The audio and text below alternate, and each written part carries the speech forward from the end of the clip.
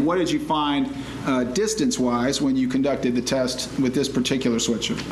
This as well was consistent with residues and physical effects of a contact shot. So again, evidencing that the end of the gun was against the material when it was fired? Yes. All right. That was firearms expert Amy Seward on the stand today, testifying about how close George Zimmerman's gun was to Trayvon Martin's chest when George Zimmerman fired the gun.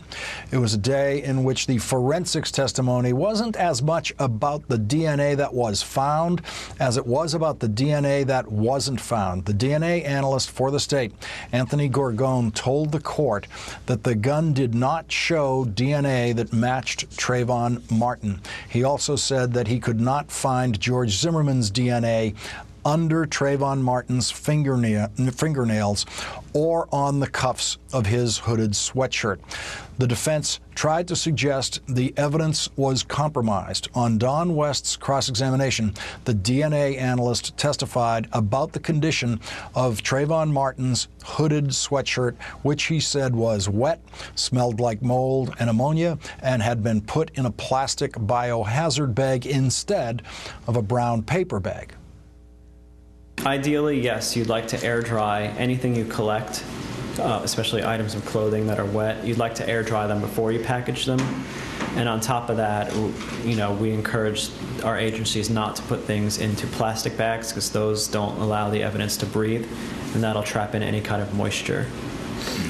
And that would be a red flag to you as an analyst that there's something going on with this evidence that places the biological evidence at a risk of degradation.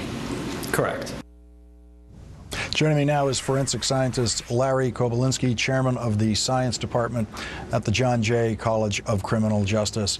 Larry, what do you make of that last point about the potential degradation? I think Mr. Gorgone is absolutely correct. Biological material has to be kept dry and cold. If you seal a piece of evidence in a plastic container, moisture is present and any kind of bacteria or fungi will grow. And of course, these kinds of organisms have enzymes that will break down DNA. You can lose evidence, valuable information, by storing it the wrong way.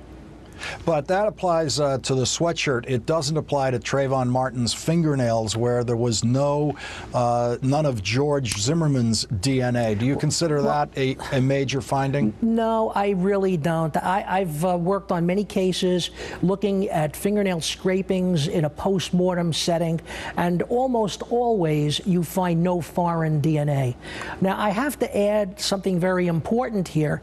The results that we're hearing about on the gun and other DNA testing where they fail to find somebody's DNA, that's because the testing that is used in this laboratory in Florida is the normal PCR testing. In New York City, they do a high sensitivity testing, which could have provided different results. I'm not saying anything is wrong with the results that they got, but it might explain failure to get any DNA where it actually exists. Well, Larry, when they didn't find the DNA using the standard level of testing on a case this important, does it surprise you that they didn't reach for that higher level of analysis? That's a very good question. They happen to use it in New York City.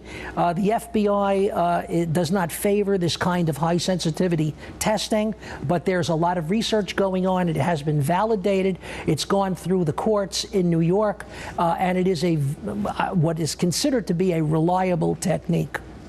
Now, of course, arguing the other way here, had there been the presence of any Trayvon Martin DNA on the gun, this case would be in a very different posture tonight. I think that's correct. Finding foreign DNA on an object, you've got to reconstruct the events and explain it.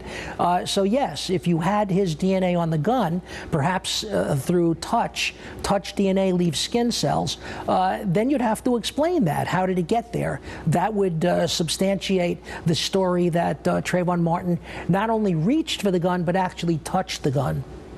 They spent a fair amount of time today with the ballistics witness, the defense did, trying to talk about how close the gun was, whether it was jammed into Trayvon Martin's body or not.